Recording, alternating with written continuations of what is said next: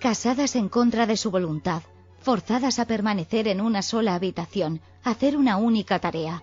¿Cómo hubiera podido un dramaturgo hacer de ellas una descripción completa, interesante y verdadera? El amor era el único intérprete posible. El poeta se veía obligado a ser apasionado o amargo, a menos que decidiera odiar a las mujeres, lo que muy a menudo era señal de que tenía poco éxito con ellas. Ahora bien, si a Chloe le gusta Olivia y comparten un laboratorio, lo que en sí ya hará su amistad más variada y duradera, pues será menos personal. Si Mary Carmichael sabe escribir y yo empezaba a saborear cierta calidad en su estilo, si cuenta con una habitación propia, de lo que no estoy del todo segura, si cuenta con 500 libras al año, eso hace falta probarlo, entonces creo que ha sucedido algo muy importante. Porque si a Chloe le gusta Olivia, y Mary Carmichael sabe expresarlo, encenderá una antorcha en esa gran cámara donde nadie ha penetrado todavía. Allí todos son medias luces y sombras profundas, como en estas cavernas tortuosas en que uno avanza con una vela en la mano, escudriñando por todos lados sin saber dónde pisa. Y me puse de nuevo a leer el libro, y leí que Chloe miraba a Olivia colocar un tarro en un estante, y decía que era hora de volver a casa, donde la esperaban los niños. «Visión así jamás se ha visto desde que empezó el mundo», exclamé. Y yo también miré con mucha curiosidad, porque quería ver cómo se las arreglaba Mary Carmichael para captar estos gestos jamás plasmados, estas palabras jamás dichas o dichas a medias que se forman, no más palpables que las sombras de las polillas en el techo, cuando las mujeres están solas y no las ilumina la luz caprichosa y colorada del otro sexo. Para lograrlo tendrá que contener un momento la respiración, dije prosiguiendo mi lectura, porque las mujeres desconfían tanto de cualquier interés que no justifiquen motivos muy visibles. Están tan terriblemente acostumbradas a vivir escondidas y refrenadas que se esfuman a la primera ojeada observadora que les echan. El único medio, pensé dirigiéndome a Mary Carmichael como si hubiera estado allí, sería hablar de alguna otra cosa, mirando fijamente por la ventana, y anotar, no con un lápiz en un cuaderno, sino con la más breve de las taquigrafías, con palabras que todavía no tienen sílabas, casi lo que ocurre cuando Olivia, este organismo que ha estado aproximadamente 1 millón de años bajo la sombra de la roca, queda expuesta a la luz y ve llegar hacia ella un extraño manjar, el conocimiento, la aventura, el arte. 55. Y alarga la mano para cogerlo, pensé levantando de nuevo la vista del libro, y tiene que encontrar una combinación enteramente nueva de sus recursos, tan altamente desarrollados para otros fines, para incorporar lo nuevo a lo viejo sin perturbar el equilibrio infinitamente complejo y sabio del total. Pero, ay de mí, había hecho lo que estaba decidida a no hacer, había caído sin pensar en la alabanza de mi propio sexo. Altamente desarrollados, infinitamente complejos, eran innegablemente términos de alabanza. Y el alabar al propio sexo es siempre sospechoso y a menudo tonto. Además, en este caso, ¿cómo justificarlo? No podía coger un mapa y decir que Colón había descubierto América y que Colón era una mujer, o tomar una manzana y decir que Newton había descubierto las leyes de la gravitación y que Newton era una mujer, o mirar el cielo y decir que pasaban unos aviones y que los aviones habían sido inventados por una mujer. No hay ninguna marca en la pared que mida la altura exacta de las mujeres. No hay medidas con yardas limpiamente divididas en pulgadas que permitan medir las cualidades de una buena madre, o la devoción de una hija, la fidelidad de una hermana o la eficiencia de una ama de casa. Son pocas, incluso hoy en día, las mujeres que han sido valoradas en las universidades. Apenas se han sometido a las grandes pruebas de las profesiones libres, del ejército, de la marina, del comercio, de la política y de la diplomacia. Siguen todavía hoy día, casi sin clasificar. Pero si quiero saber cuánto puede decirme un ser humano sobre Sir Hawley Batts, por ejemplo, no tengo más que abrir los almanaques de Burke o Debrett y sabré que se graduó en tal y cual especialidad, posee una propiedad, tiene un heredero, fue secretario de una junta, Representó a la Gran Bretaña en el Canadá y que se le han otorgado un cierto número de títulos, cargos, medallas y otras distinciones que imprimen en él de modo indeleble sus méritos. Solo la providencia puede saber más cosas sobre Sir Hawley Batts. Por tanto, cuando digo altamente desarrollados, infinitamente complejos, refiriéndome a las mujeres, no puedo comprobar la exactitud de mis palabras en los almanaques de Whitaker o Debrett, o el almanaque de la universidad. ¿Qué hacer en tal situación? Y miré de nuevo los estantes.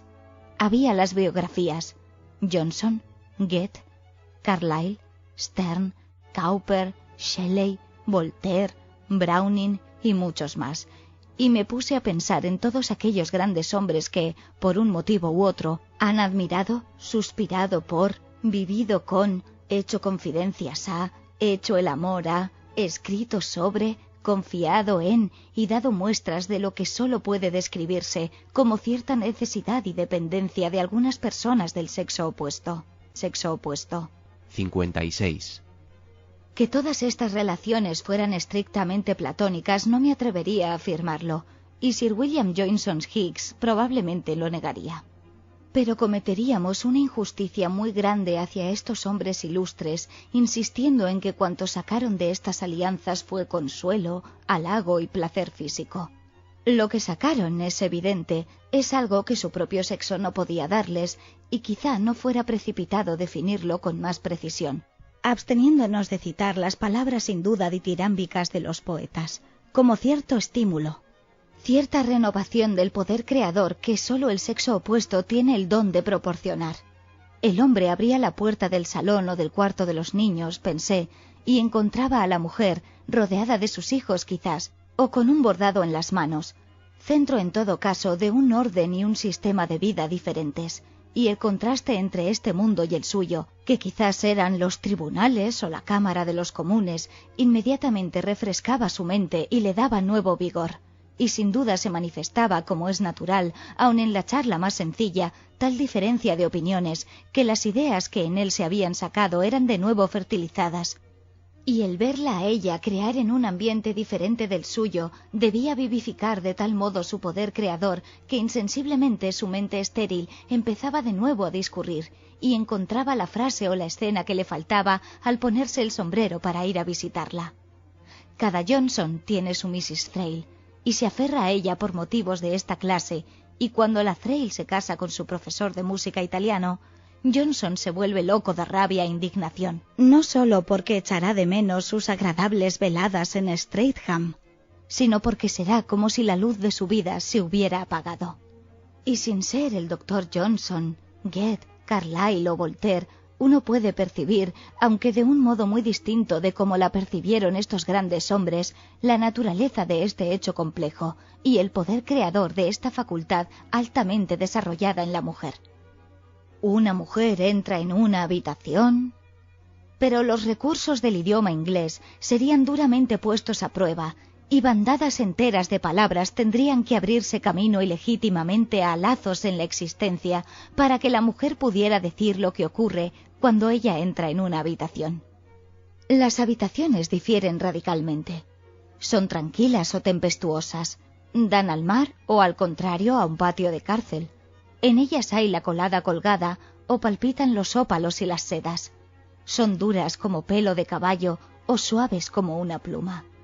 Basta entrar en cualquier habitación de cualquier calle para que esta fuerza sumamente compleja de la feminidad le dé a uno en la cara. ¿Cómo podría no ser así? Durante millones de años las mujeres han estado sentadas en casa, y ahora las paredes mismas se hallan impregnadas de esta fuerza creadora, que ha sobrecargado de tal modo la capacidad de los ladrillos y de la argamasa que forzosamente se engancha a las plumas, los pinceles, los negocios y la política. Pero este poder creador difiere mucho del poder creador del hombre, y debe concluirse que sería una lástima terrible que le pusieran trabas o lo desperdiciaran. 57. Porque es la conquista de muchos siglos de la más dura disciplina, y no hay nada que lo pueda sustituir. Sería una lástima terrible que las mujeres escribieran como los hombres, o vivieran como los hombres, o se parecieran físicamente a los hombres, porque 2 sexos son ya pocos, dada la vastedad y variedad del mundo.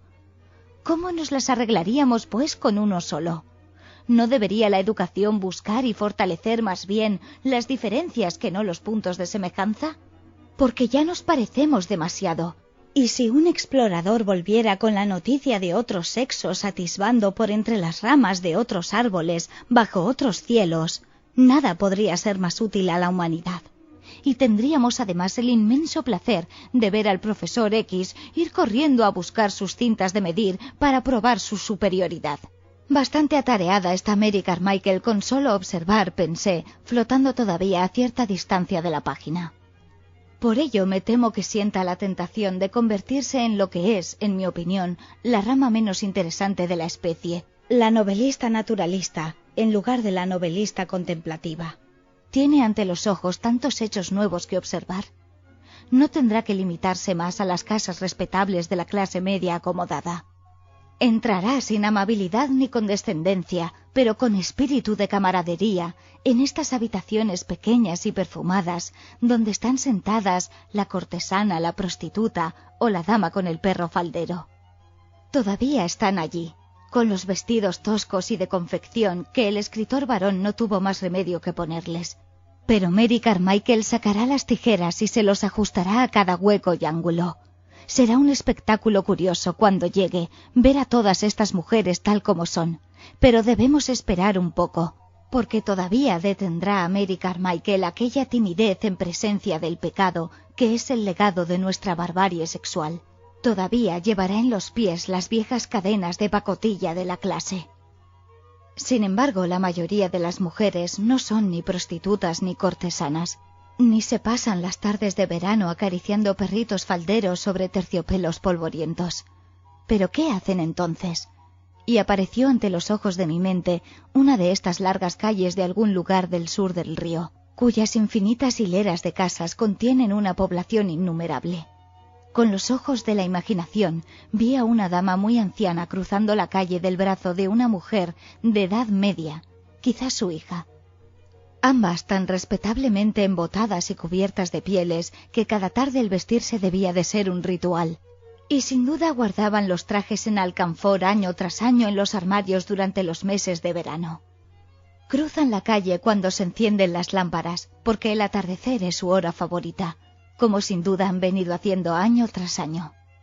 La más anciana raya en los 80, pero si alguien le preguntara qué ha significado su vida para ella, diría que recuerda las calles iluminadas para celebrar la batalla de Balaclava, o que oyó los cañonazos disparados en Hyde Park con motivo del nacimiento del rey Eduardo II.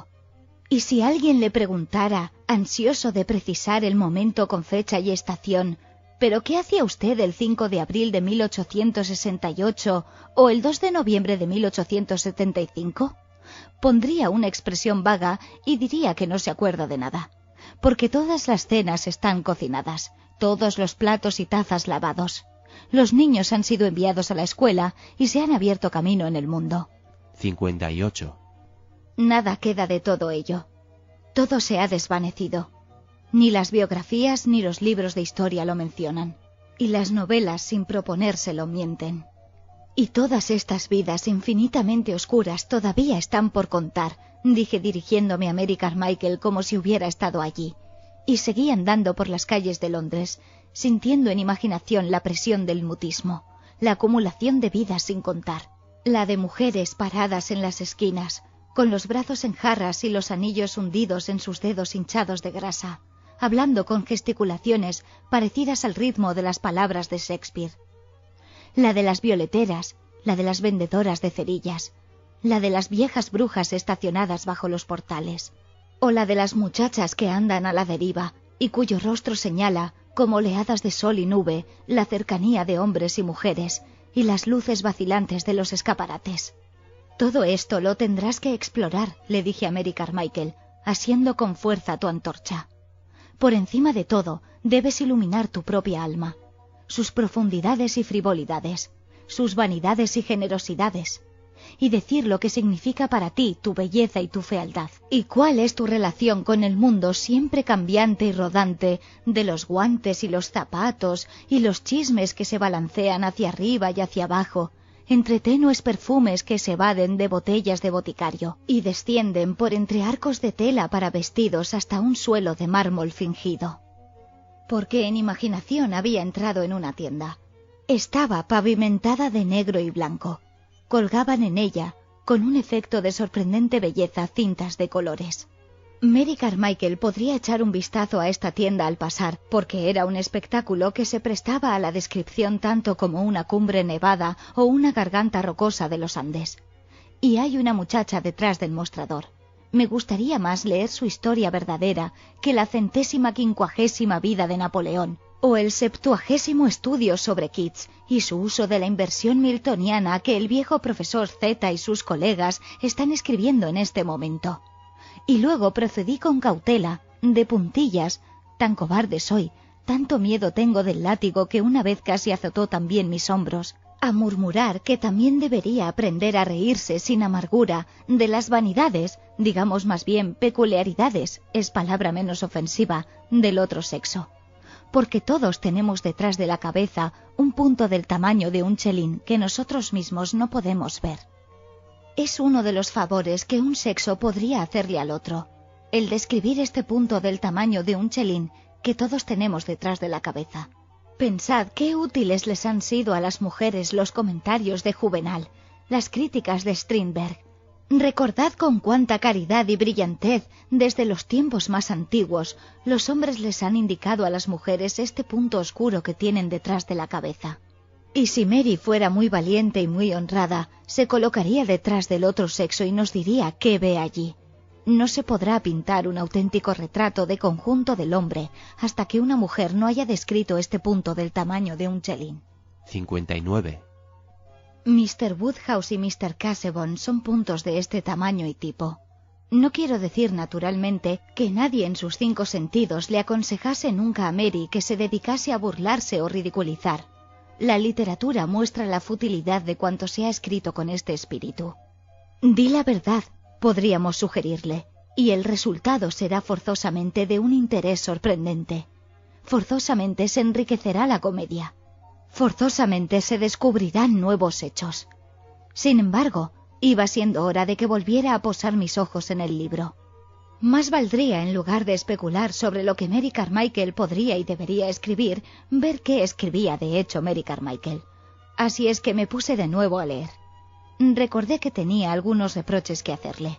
Había quebrado la frase de Jane Austen, negándome así la oportunidad de jactarme de mi gusto impecable, de mi oído crítico. Porque de nada servía decir, sí, todo esto es muy bonito, pero Jane Austen escribió mejor que tú, cuando tenía que admitir que no había entre ellas el menor punto de semejanza. Luego Mary Carmichael había ido más lejos y habría quebrado la secuencia, el orden esperado. Quizá lo había hecho inconscientemente, limitándose a dar a las cosas su orden natural, como lo haría una mujer si escribiera como una mujer. Pero el efecto era un tanto desconcertante. No se podía ver cómo se acumulaba la ola, cómo aparecía la crisis a la vuelta de la esquina. No podía, pues, jactarme de la profundidad de mis sentimientos ni de mi hondo conocimiento del corazón humano, porque cada vez que estaba a punto de sentir las cosas usuales en los lugares usuales, acerca del amor, de la muerte, la fastidiosa mujer tiraba de mí, como si el punto importante hubiera estado justo un poquito más lejos. Y así no me dejó desplegar mis frases sonoras sobre sentimientos elementales, la tela de que estamos hechos, las profundidades del corazón humano y todas aquellas otras expresiones que apoyan nuestra creencia de que, por muy ingeniosos que seamos por encima, por debajo somos muy serios, muy profundos y muy humanos. Me hizo sentir, al contrario, que en lugar de serios, profundos y humanos, quizás seamos, simplemente, y este pensamiento era mucho menos seductor, mentalmente perezosos y por añadidura convencionales. Pero seguí leyendo y observé algunos hechos más. Mary Carmichael no era un genio, esto era evidente. No tenía ni mucho menos el amor a la naturaleza, la imaginación ardiente, la poesía salvaje, el ingenio brillante, la sabiduría meditativa de sus grandes predecesoras, Lady Winchilsea, Charlotte Bronte, Emily Bronte, Jane Austen, George Eliot. No sabía escribir con la melodía y la dignidad de Dorothy Osborne. No era realmente más que una chica lista cuyos libros, sin duda alguna, los editores convertirían en pasta dentro de 10 años. No obstante, tenía ciertos puntos a su favor que mujeres con mucho más talento no poseían hace apenas medio siglo. 60. A sus ojos, los hombres habían dejado de ser la facción de la oposición. No necesitaba perder tiempo prorrumpiendo en invectivas contra ellos. No necesitaba subirse al tejado y turbar la paz de su espíritu, suspirando por viajes, experiencia y un conocimiento del mundo y de la gente que le era denegado. El temor y el odio habían casi desaparecido, o solo se observaban trazas de ellos en una ligera exageración de la alegría de la libertad, en una tendencia al comentario cáustico o satírico más que al romántico cuando se refería al otro sexo. Tampoco cabía duda de que, como novelista, poseía ciertas dotes de alta categoría. Tenía una sensibilidad muy amplia, ávida y libre, que reaccionaba prácticamente al toque más imperceptible.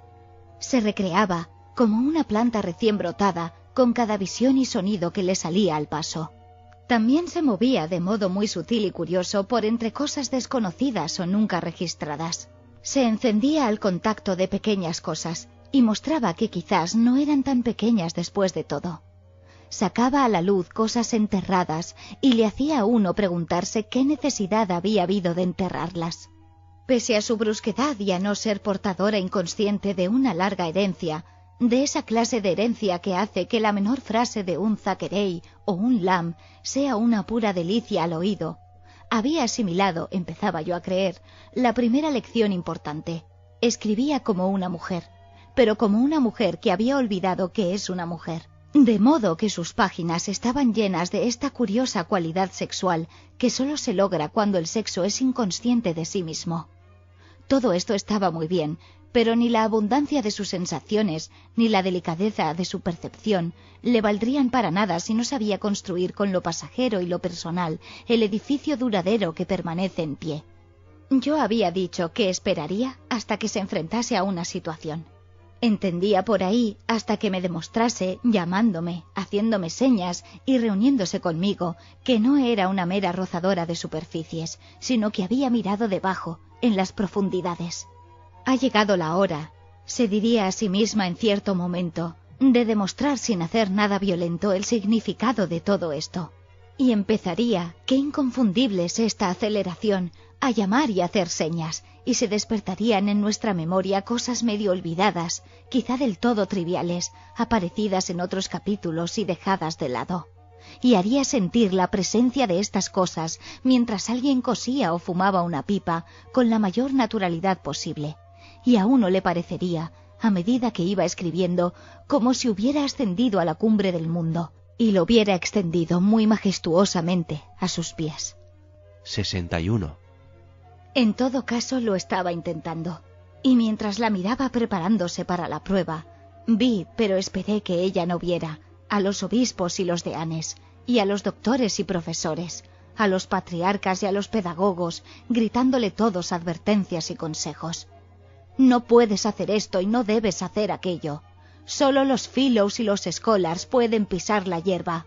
No se admite a las señoras sin una carta de presentación. Gráciles doncellas aspirantes a novelistas por aquí. Así le gritaban, como la muchedumbre agolpada ante una valla en una carrera de caballos, y su éxito dependía de que saltara la valla sin mirar a la derecha o a la izquierda. Si te paras para maldecir estás perdida, le dije. Lo mismo si te paras para reír. Titubea o da un traspié y será el fin. Piensa en el salto, le imploré, como si hubiera apostado en ella todo mi dinero. Y salvó el obstáculo como una gacela. Pero había otra valla después de esta, y después otra. De si tendría la resistencia suficiente no estaba yo muy segura, pues las palmadas y los gritos ponían los nervios de punta.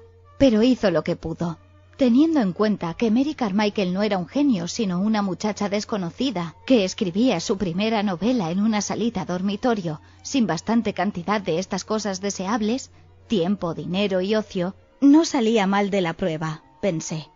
Démosle otros 100 años, concluí leyendo el último capítulo. Narices y hombros descubiertos se dibujaban desnudos contra un cielo estrellado, pues alguien había descorrido a medias las cortinas del salón. Démosle una habitación propia y 500 libras al año. Dejémosle decir lo que quiera y omitir la mitad de lo que ahora pone en su libro, y el día menos pensado escribirá un libro mejor. Será una buena poetisa, dije poniendo la aventura de la vida de Mary Carmichael al final del estante, dentro de otros 100 años. Capítulo 6. Al día siguiente, la luz de la mañana de octubre caía en rayos polvorientos a través de las ventanas sin cortinas, y el murmullo del tráfico subía de la calle. A esta hora, Londres estaba dando cuerda de nuevo. La fábrica se había puesto en movimiento. Las máquinas empezaban a funcionar. Era tentador, después de tanto leer, mirar por la ventana y ver qué estaba haciendo Londres en aquella mañana del 26 de octubre de 1928. 62. ¿Y qué estaba Londres haciendo? Nadie parecía estar leyendo Antonio y Cleopatra. Londres se sentía del todo indiferente, según las apariencias, a las tragedias de Shakespeare. A nadie le importaba un rábano, y yo no se lo reprochaba, el porvenir de la novela, la muerte de la poesía o la creación por parte de la mujer corriente de un estilo de prosa que expresara plenamente su modo de pensar. Si alguien hubiera escrito con tiza en la cera sus opiniones sobre alguno de estos temas, nadie se hubiese inclinado para leerlas. La indiferencia de los pies presurosos las hubiera borrado en media hora. Por aquí venía un mensajero, por allá una señora con un perro. La fascinación de la calle londinense consiste en que nunca hay en ella dos personas iguales. Cada cual parece ocupado en algún asunto personal y privado. Había gente de negocios, con sus pequeñas carteras. Había los paseantes, que golpeaban al pasar los enrejados con sus bastones. Había personas afables a quienes las calles sirven de sala de club. Los hombres con carretones que gritaban y daban información que no les pedían. También había los funerales, a cuyo paso los hombres, recordando que algún día morirían sus propios cuerpos, se descubrían. Y luego un caballero muy distinguido bajó despacio los peldaños de un portal y se detuvo para evitar una colisión con una dama apresurada que había adquirido, por un medio u otro, un espléndido abrigo de pieles y un ramillete de violetas de Parma. Todos parecían separados, absortos en sí mismos, ocupados en algún asunto propio.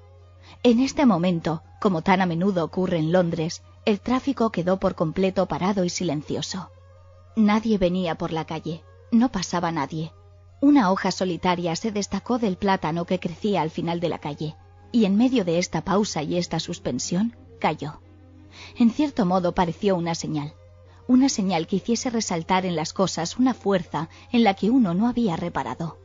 Parecía indicarle a uno la presencia de un río que fluía invisible, calle abajo hasta doblar la esquina y tomaba a la gente y la arrastraba en sus remolinos. De igual modo que el arroyo de Oxbridge se había llevado al estudiante en su bote y las hojas muertas. Ahora traía de un lado de la calle al otro en diagonal a una muchacha con botas de charol y también a un joven que llevaba un abrigo marrón. También traía un taxi. Y los trajo a los tres hasta un punto situado directamente debajo de mi ventana, donde el taxi se paró y la muchacha y el joven se pararon, y subieron al taxi. Y entonces el taxi se marchó deslizándose como si la corriente lo hubiese arrastrado hacia otro lugar.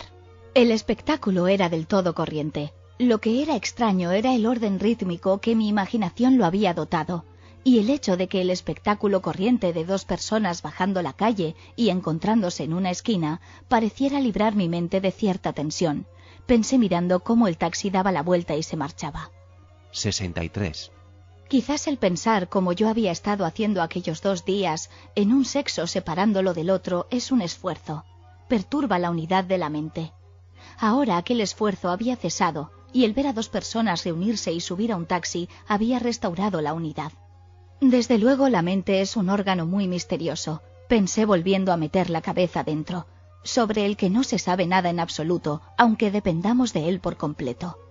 ¿Por qué siento que hay discordias y oposiciones en la mente, de igual modo que hay en el cuerpo tensiones producidas por causas evidentes? ¿Qué se entiende por unidad de la mente?, me pregunté. Porque la mente tiene, claramente, el poder de concentrarse sobre cualquier punto en cualquier momento. Tal poder que no parece estar constituida por un único estado de ser.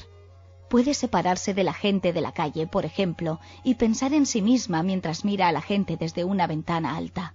O puede espontáneamente pensar junto con otra gente, como ocurre, por ejemplo, en medio de una muchedumbre que espera la lectura de una noticia.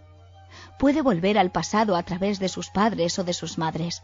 De igual modo que una mujer que escribe, como he dicho, está en contacto con el pasado a través de sus madres. También, si una es mujer, a menudo se siente sorprendida por una súbita división de la conciencia, por ejemplo, cuando anda por Whitehall y deja de ser la heredera natural de aquella civilización y se siente, al contrario, excluida, diferente, deseosa de criticar. Es indudable que la mente siempre está alterando su enfoque y mirando el mundo bajo diferentes perspectivas. Pero algunos de estos estados mentales parecen, incluso si se adoptan espontáneamente, menos cómodos que otros. Para mantenerse en ellos, inconscientemente uno retiene algo, y gradualmente esta represión se convierte en un esfuerzo. Pero quizás haya algún estado en el que uno pueda mantenerse sin esfuerzo porque no necesita retener nada. Y pensé apartándome de la ventana, quizás sea uno de ellos. Porque al ver a la pareja subir al taxi, me pareció que mi mente, tras haber estado dividida, se había reunificado en una fusión natural. La explicación evidente que a uno se le ocurre es que es natural que los sexos cooperen. Tenemos un instinto profundo, aunque irracional, en favor de la teoría de que la unión del hombre y de la mujer aporta la mayor satisfacción, la felicidad más completa. Pero la visión de aquellas dos personas subiendo al taxi y la satisfacción que me produjo también me hicieron preguntarme si la mente tiene dos sexos que corresponden a los dos sexos del cuerpo, y si necesitan también estar unidos para alcanzar la satisfacción y la felicidad completas. Y me puse, para pasar el rato, a esbozar un plano del alma según el cual en cada uno de nosotros presiden dos poderes, uno macho y otro hembra. Y en el cerebro del hombre predomina el hombre sobre la mujer, y en el cerebro de la mujer predomina la mujer sobre el hombre. 64. El estado de ser normal y confortable es aquel en que los dos viven en armonía, cooperando espiritualmente. Si se es hombre, la parte femenina del cerebro no deja de obrar, y la mujer también tiene contacto con el hombre que hay en ella. Quizá Coleridge se refería a esto cuando dijo que las grandes mentes son andróginas. Cuando se efectúa esta fusión es cuando la mente queda fertilizada por completo y utiliza todas sus facultades. Quizás una mente puramente masculina no pueda crear, pensé, ni tampoco una mente puramente femenina. Pero convenía averiguar qué entendía uno por hombre con algo de mujer y por mujer con algo de hombre, hojeando un par de libros. Desde luego, Coleridge no se refería, cuando dijo que las grandes mentes son andróginas, a que sean mentes que sienten especial simpatía hacia las mujeres, mentes que defienden su causa o que se dedican a su interpretación. Quizá la mente andrógina está menos inclinada a esta clase de distinciones que la mente de un solo sexo.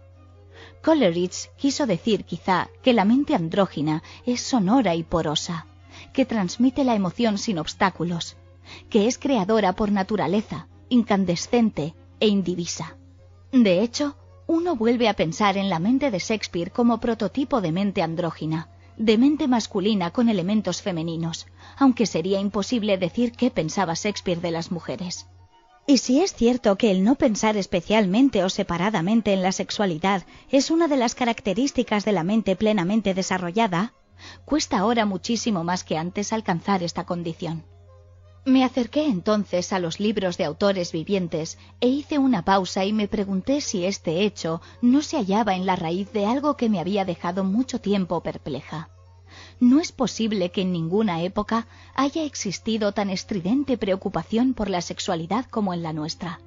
Buena prueba de ello, la enorme cantidad de libros que había en el British Museum escritos por hombres sobre las mujeres. Sin duda tenía la culpa la campaña de las sufragistas. Debía de haber despertado en los hombres un extraordinario deseo de autoafirmación. Debía de haberles empujado a hacer resaltar su propio sexo y sus características, en las que no se habrían molestado en pensar si no les hubieran desafiado. Y cuando uno se siente desafiado, aunque sea por unas cuantas mujeres con gorros negros, reacciona si no le han desafiado antes un poco demasiado fuerte. Quizás así se expliquen algunas de las características que recuerdo haber encontrado en este libro. Pensé sacando del estante una nueva novela de Mr. A, que está en el apogeo de la vida y goza de muy buena fama, parece, entre los críticos. La abrí. Realmente era una delicia volver a leer un estilo masculino. Sonaba tan directo, tan claro después de leer estilos femeninos. Indicaba tal libertad mental, tal libertad personal, tal confianza en uno mismo. Se experimentaba una sensación de bienestar ante aquella mente bien alimentada, bien educada, libre, que nunca había sufrido desvíos u oposiciones, que desde el nacimiento había podido, al contrario, desarrollarse con plena libertad en la dirección que había querido. 65. Todo esto era admirable, pero tras leer un capítulo o dos, me pareció que una sombra se erguía cruzando la página. Era una barra recta y oscura, una sombra con la forma de la letra I, el pronombre yo en inglés. Empezaba uno a inclinarse hacia un lado y hacia otro, tratando de vislumbrar el paisaje que había detrás. No se sabía a ciencia cierta si se trataba de un árbol o de una mujer andando. Siempre le hacían a uno volver a la letra I. Tanto yo empezaba a cansar. Cierto que esta letra I era una I muy respetable, honrada y lógica, dura como una nuez y pulida por los siglos de buenas enseñanzas y buena alimentación. Respeto y admiro esta I desde lo más hondo del corazón. Pero aquí volví una página o dos en busca de algo. Lo malo es que cuanto se halla a la sombra de la letra I carece de forma, como la bruma. ¿Es aquello un árbol? No, es una mujer. Pero no tiene ni un hueso en todo el cuerpo, pensé mirando cómo Phoebe, que así se llamaba, cruzaba la playa. Entonces Alan se levantó y la sombra de Alan aniquiló a Phoebe, porque Alan tenía puntos de vista y Phoebe se apagaba bajo el torrente de sus opiniones. Y Alan, pensé, también tiene pasiones, y me puse a volver las páginas muy deprisa, sintiendo que la crisis se estaba acercando, y así era. Tuvo lugar en la playa bajo el sol. Fue hecho muy abiertamente. Fue hecho muy vigorosamente. Nada hubiera podido ser más indecente. Pero... había dicho pero demasiadas veces. Uno no puede seguir diciendo pero. Tiene que terminar la frase de algún modo, me reproché a mí misma. La terminaré con... pero me aburro. Pero, ¿por qué me aburría? A causa, en parte, de la predominancia de la letra I y de la aridez a la que, como el haya gigantesca, condena la tierra que su sombra cubre. Allí nada puede crecer. Y en parte por otro motivo más oscuro. Parecía haber algún obstáculo, algún impedimento en la mente de Mr. A que obstruía la fuente de la energía creadora y la hacía correr por un estrecho cauce. Y recordando a la vez aquel almuerzo en Oxbridge, y la ceniza del cigarrillo, y el gato sin cola, y a Tennyson, y a Cristina Rossetti, me pareció posible que allí estuviera el obstáculo. 66.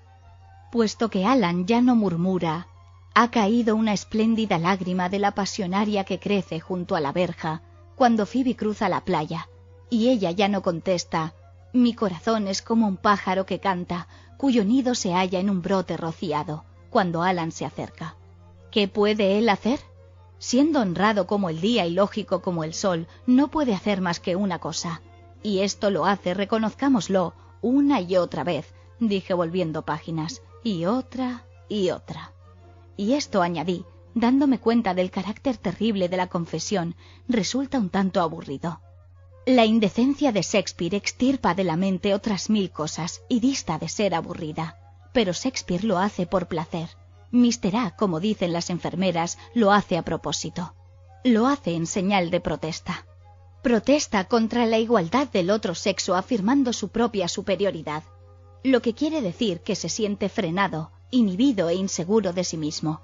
Como quizás se hubiera sentido Shakespeare si también hubiera conocido a Miss Claugh y Miss Davis. No cabe duda de que la literatura isabelina hubiera sido muy distinta si el movimiento feminista hubiese empezado en el siglo XVI y no en el siglo XIX. Todo esto equivale, pues, a decir, si toda esta teoría de los dos lados de la mente es correcta, que la virilidad ha cobrado conciencia de sí misma, es decir, que los hombres ahora no escriben más que con el lado masculino del cerebro.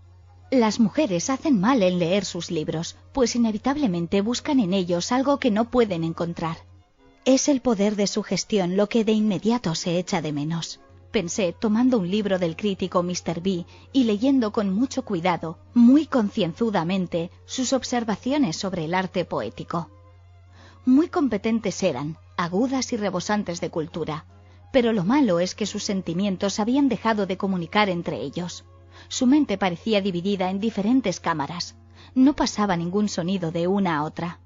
Por tanto, cuando uno toma en su mente una frase de Mr. B, la frase cae pesadamente al suelo, muerta. Pero cuando uno toma en su mente una frase de Coleridge, la frase explota y da origen a un sinfín de ideas nuevas. Y esta es la única clase de escritura que puede considerarse poseedora del secreto de la vida eterna. Pero sea cual fuere su causa, es un hecho que debemos deplorar, porque significa, había llegado a las hileras de libros de Mr. Galsworthy y Mr. Kipling, que algunas de las mejores obras de los mejores escritores vivientes caen en saco roto.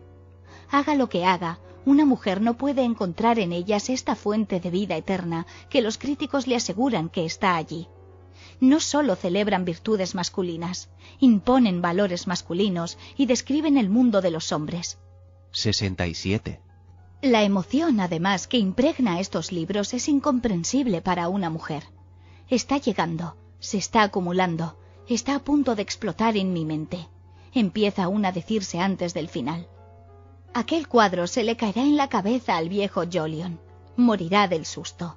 El viejo clérigo pronunciará sobre él algunas frases solemnes, y todos los cisnes del Támesis se pondrán a cantar a la vez. Pero una se escapará antes de que esto ocurra, y se esconderá en las matas de grosellas, porque la emoción que a un hombre le parece tan profunda, tan sutil, tan simbólica, a una mujer la deja perpleja. Así ocurre con los oficiales de Mr. Kipling, que vuelven la espada y con sus sembradores que siembran la semilla, y con sus hombres que están solos en su trabajo, y la bandera. Todas estas mayúsculas la hacen aún a ruborizarse, como si la hubiesen sorprendido escuchando a escondidas en una orgía puramente masculina. Lo cierto es que ni Mr. Galsworthy ni Mr. Kipling tienen en ellos una sola chispa femenina. Todas sus cualidades, si se puede generalizar, le parecen, pues, crudas y poco maduras a una mujer. Carecen de poder sugestivo. Y cuando un libro carece de poder sugestivo, por duro que golpee la superficie de la mente, no puede penetrar en ella. Y con el desasosiego con que uno saca libros de los estantes y los vuelve a colocar en su sitio sin mirarlos, me puse a imaginar una era futura de virilidad pura, de autoafirmación de la virilidad, como la que las cartas de los profesores, tomemos las cartas de Sir Walter Raleigh, por ejemplo, parecen augurar y que los gobernantes de Italia ya han iniciado, porque difícilmente deja uno de sentirse impresionado en Roma por una sensación de masculinidad inmitigada. Y sea cual fuere desde el punto de vista del Estado el valor de la masculinidad inmitigada, su efecto sobre el arte de la poesía es indiscutible. De todos modos, según los periódicos, reina en Italia cierta ansiedad acerca de la novela. Ha habido una reunión de académicos cuyo objetivo era estimular la novela italiana. Hombres famosos por su nacimiento o en los círculos financieros, la industria o las corporaciones fascistas se reunieron el otro día y discutieron el asunto, y se envió al duce un telegrama en que se expresaba la esperanza de que la era fascista pronto produciría un poeta digno de ella. Podemos unirnos todos a esta esperanza, pero dudo de que la poesía pueda nacer de una incubadora. La poesía debería tener una madre, lo mismo que un padre. El poema fascista, hay motivos para temer, será un pequeño aborto horrible como los que se ven en tarros de cristal en los museos de las ciudades de provincias. Estos monstruos nunca viven mucho tiempo, se dice. Nunca se ven prodigios de esta clase cortando la hierba en un prado. 2 cabezas en un cuerpo no garantizan una larga vida. Sin embargo, la culpa de todo esto, si es que uno se empeña en encontrar a un culpable, no la tiene un sexo más que el otro. 68. Los responsables son todos los seductores y los reformadores. Lady Bessborough, que mintió a Lord Grenville, Miss Davis, que le dijo la verdad a Mr. Gregg. Son culpables todos los que han contribuido a despertar la conciencia del sexo, y son ellos quienes me empujan, cuando quiero usar al máximo mis facultades en un libro, a buscar esta satisfacción en aquella época feliz, anterior a Miss Davis y Miss Claugh, en que el escritor utilizaba ambos lados de su mente a la vez. Para ello debemos acudir a Shakespeare, porque Shakespeare era andrógino, e igualmente lo eran Keats y Sterne, Cowper, Lamb y Coleridge. Shelley quizá carecía de sexo. Puede que Milton y Ben Jonson hayan tenido en ellos una gota de varón de más. Lo mismo Wordsworth y Tolstoy. En nuestros tiempos, Proust era del todo andrógino, o quizá un poco demasiado femenino. Pero este fallo es demasiado infrecuente para que se lo reprochemos, porque sin alguna mezcla de esta clase, el intelecto parece predominar, y las demás facultades de la mente se endurecen y se vuelven estériles. Me consolé, sin embargo, pensando que quizás estemos en una fase pasajera. Mucho de cuanto he dicho obedeciendo a mi promesa de revelaros el curso de mis pensamientos os parecerá de otra época. Mucho de lo que llamea en mis ojos os parecerá dudoso a vosotras, que todavía no habéis llegado a la mayoría de edad. A pesar de ello, la primerísima frase que escribiré aquí, dije yendo hacia el escritorio y tomando la hoja encabezada Las mujeres y la novela, es que es funesto para todo aquel que escribe el pensar en su sexo. Es funesto ser un hombre o una mujer a secas. Uno debe de ser mujer con algo de hombre u hombre con algo de mujer. Es funesto para una mujer subrayar en lo más mínimo una queja, abogar, aun con justicia, por una causa. En fin, el hablar conscientemente como una mujer. Y por funesto entiendo mortal, porque cuanto se escribe con esta parcialidad consciente está condenado a morir. Deja de ser fertilizado. Por brillante y eficaz, poderoso y magistral que parezca un día o dos, se marchitará al anochecer. No puede crecer en la mente de los demás. Alguna clase de colaboración debe operarse en la mente entre la mujer y el hombre para que el arte de creación pueda realizarse. Debe consumarse una boda entre elementos opuestos. La mente entera debe yacer abierta de par en par si queremos captar la impresión de que el escritor está comunicando su experiencia con perfecta plenitud. Es necesario que haya libertad y es necesario que haya paz. No debe chirriar ni una rueda, no debe brillar ni una luz. Las cortinas deben estar corridas. 69. El escritor, pensé, una vez su experiencia terminada, debe reclinarse y dejar que su mente celebre sus bodas en la oscuridad. No debe mirar ni preguntarse qué está sucediendo. Debe, más bien, deshojar una rosa o contemplar los cisnes que flotan despacio río abajo.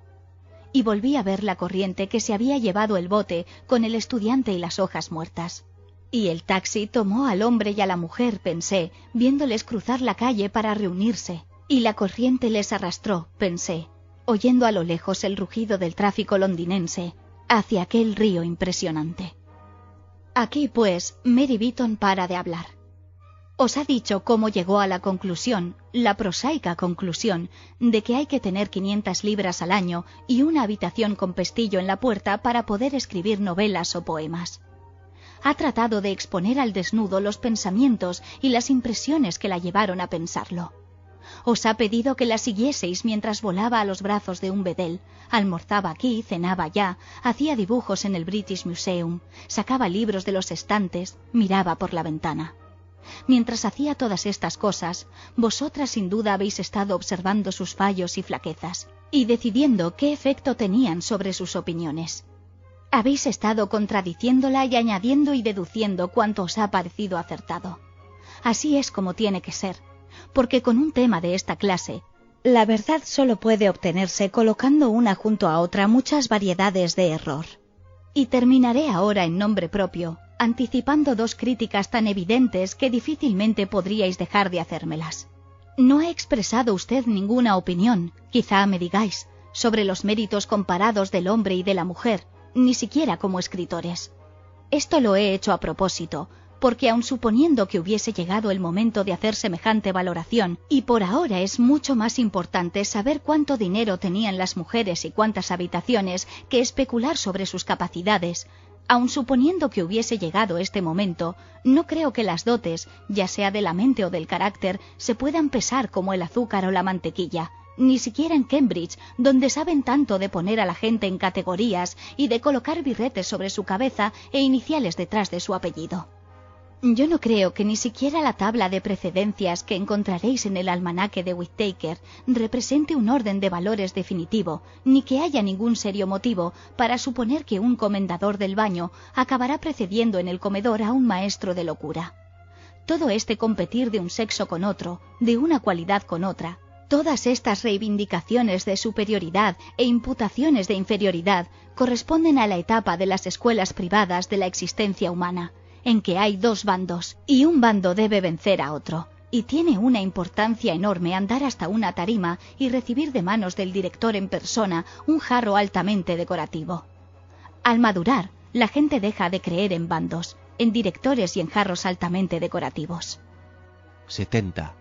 En todo caso, en lo que respecta a los libros, es sumamente difícil pegar etiquetas de mérito de modo que no se caigan.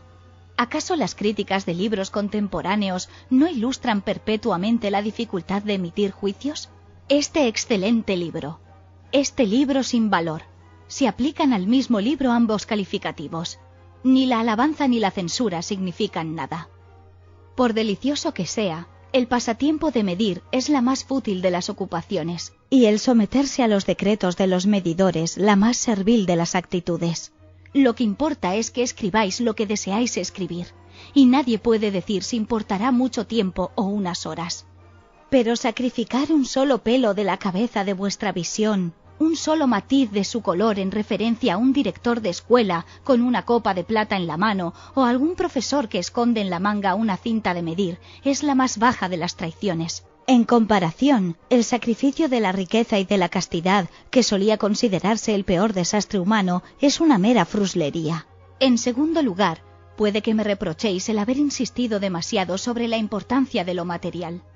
Aun concediendo al simbolismo un amplio margen y suponiendo que 500 libras signifiquen el poder de contemplar y un pestillo en la puerta el poder de pensar por sí mismo, quizá me digáis que la mente debería elevarse por encima de estas cosas, y que los grandes poetas a menudo han sido pobres.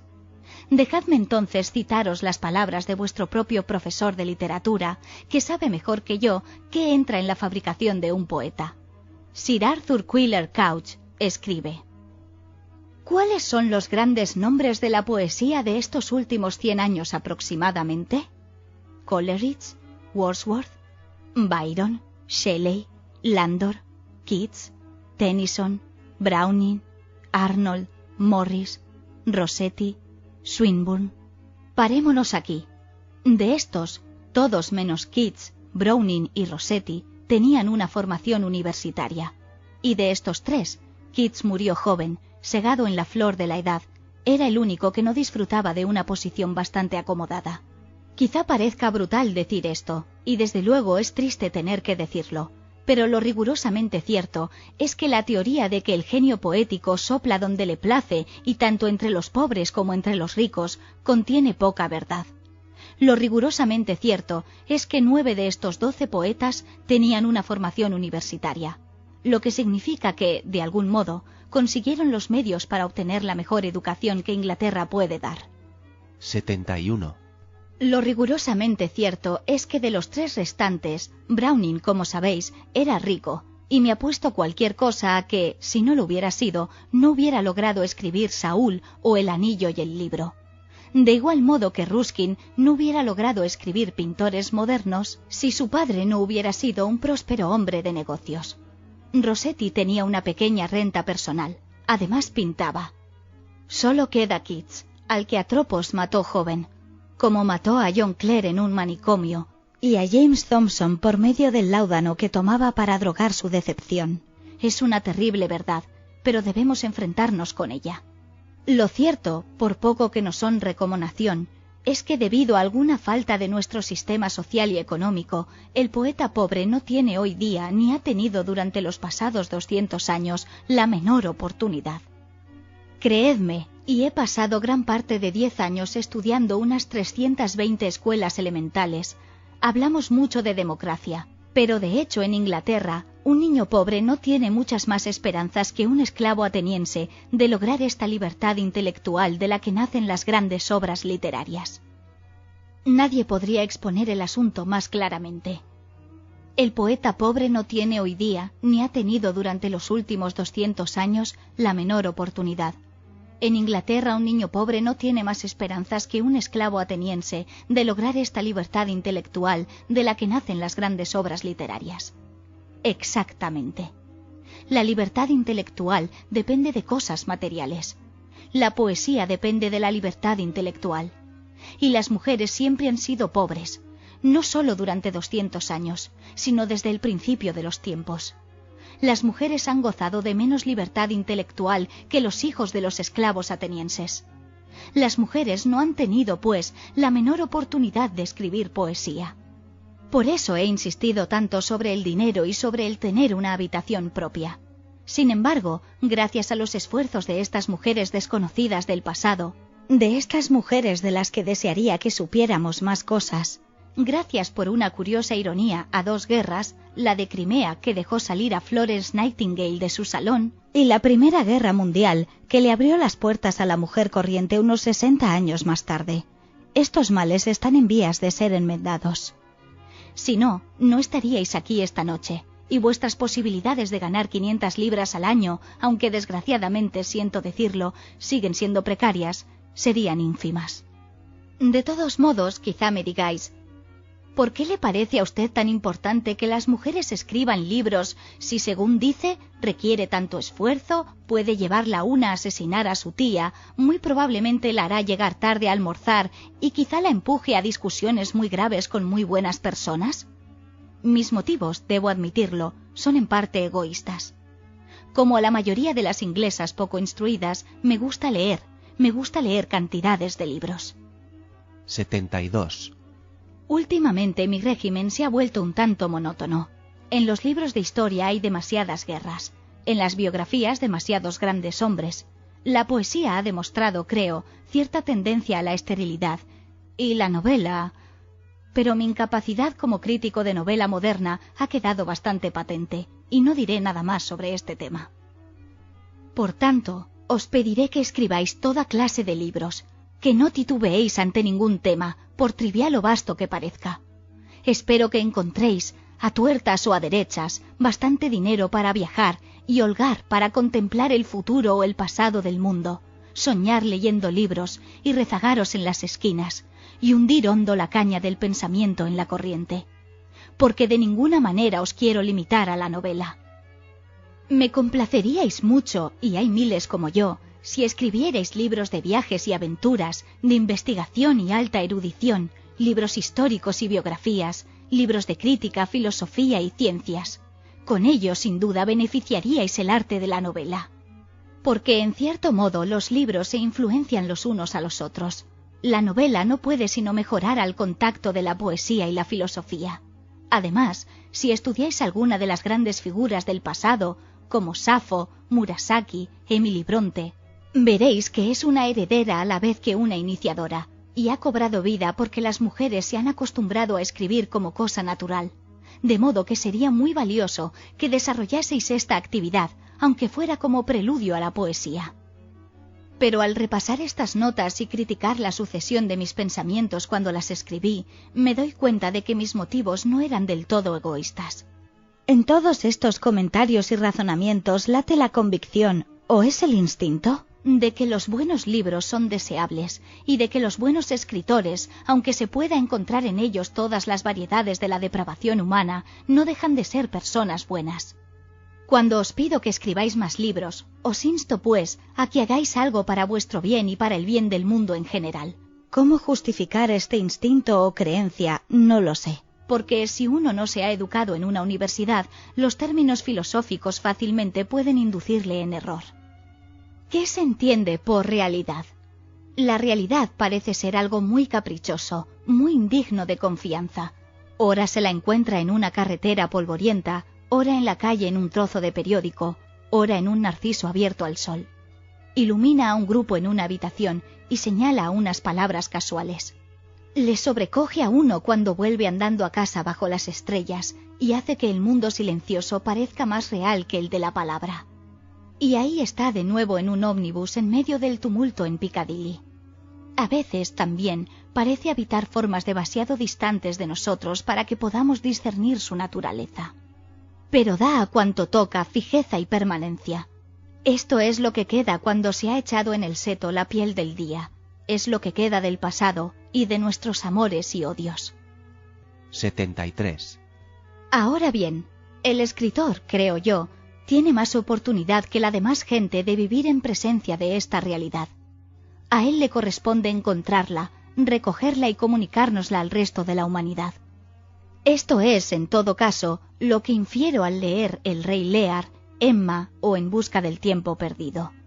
Porque la lectura de estos libros parece, curiosamente, operar nuestros sentidos de cataratas. Después de leerlos vemos con más intensidad. El mundo parece haberse despojado del velo que lo cubría y haber cobrado una vida más intensa.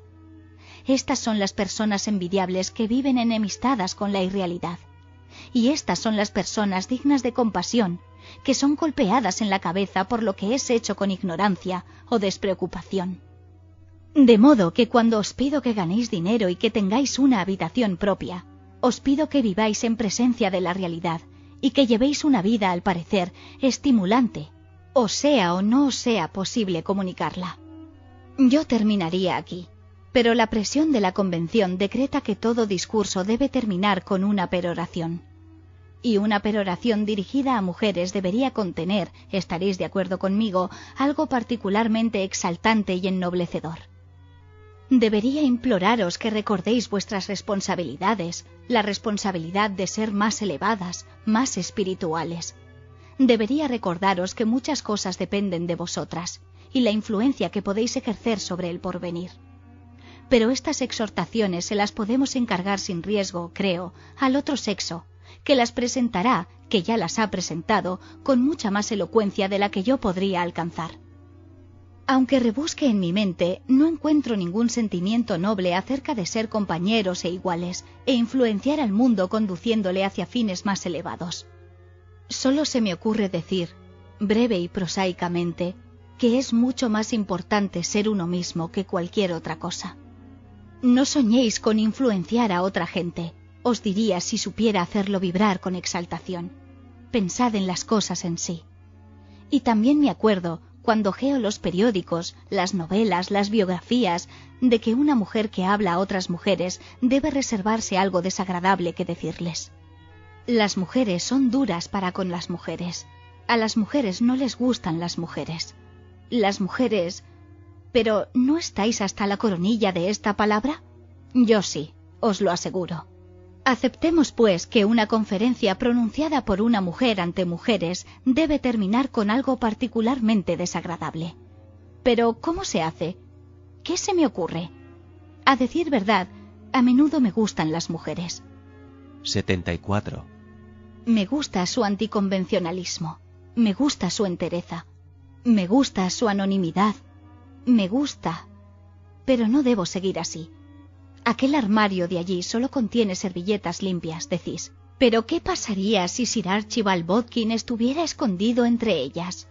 Dejadme, pues, adoptar un tono más severo. Os he comunicado con bastante claridad en las palabras que han precedido las advertencias y la reprobación del sector masculino de la humanidad. Os he dicho en qué concepto tan bajo os tenía Mr. Oscar Browning. Os he indicado qué pensó un día de vosotras Napoleón y qué piensa hoy Mussolini. Luego, por si acaso alguna de vosotras aspira a escribir novelas, he copiado para vuestro beneficio el consejo que os da el crítico de que reconozcáis valientemente las limitaciones de vuestro sexo. He hablado del profesor X y subrayado su afirmación de que las mujeres son intelectual, moral y físicamente inferiores a los hombres. Os he entregado cuanto ha venido a mis manos sin ir yo en busca de ello. Y aquí tenéis una advertencia final procedente de Mr. John Langdon Davis. Mr. John Langdon Davis advierte a las mujeres que, cuando los niños dejen por completo de ser deseables, las mujeres dejarán del todo de ser necesarias. Espero que toméis buena nota. ¿Qué más os puedo decir que os incite a entregaros a la labor de vivir? Muchachas, podría deciros, y os ruego prestéis atención porque empieza la peroración. Sois, en mi opinión, vergonzosamente ignorantes. Nunca habéis hecho ningún descubrimiento de importancia. Nunca habéis sacudido un imperio, ni conducido un ejército a la batalla. Las obras de Shakespeare no las habéis escrito vosotras. Ni nunca habéis iniciado una raza de salvajes a las bendiciones de la civilización. ¿Qué excusa tenéis? ¿Lo arregláis todo señalando las calles, las plazas y los bosques del globo donde pululan habitantes negros, blancos y color café, todos muy ocupados en traficar, negociar y amar, y diciendo que habéis tenido otro trabajo que hacer? Sin vosotras, decís, nadie hubiera navegado por estos mares y estas tierras fértiles serían un desierto. Hemos traído al mundo, criado, lavado e instruido, quizás hasta los 6 o 7 años, a los 1.623 millones de humanos que, según las estadísticas, existen actualmente. Y esto, aunque algunas de nosotras hayan contado con ayuda, toma tiempo. Hay algo de verdad en lo que decís, no lo negaré. Pero permitidme al mismo tiempo recordaros que desde el año 1866 han funcionado en Inglaterra como mínimo 2 colegios universitarios de mujeres, que a partir del año 1880 la ley ha autorizado a las mujeres casadas a ser dueñas de sus propios bienes, y que en el año 1919, es decir, hace ya 9 largos años, se le concedió el voto a la mujer. Os recordaré también que pronto hará 10 años que la mayoría de las profesiones os están permitidas. Si reflexionáis sobre estos inmensos privilegios y el tiempo que hace que venís disfrutando de ellos, y sobre el hecho de que deben de haber actualmente unas 2.000 mujeres capaces de ganar 500 libras al año, admitiréis que la excusa de que os han faltado las oportunidades, la preparación, el estímulo, el tiempo y el dinero necesarios no os sirve. 75. Además, los economistas nos dicen que Mrs. Seaton ha tenido demasiados hijos. Debéis, naturalmente, seguir teniendo niños, pero 2 o 3 cada una, dicen, no 10 o 12.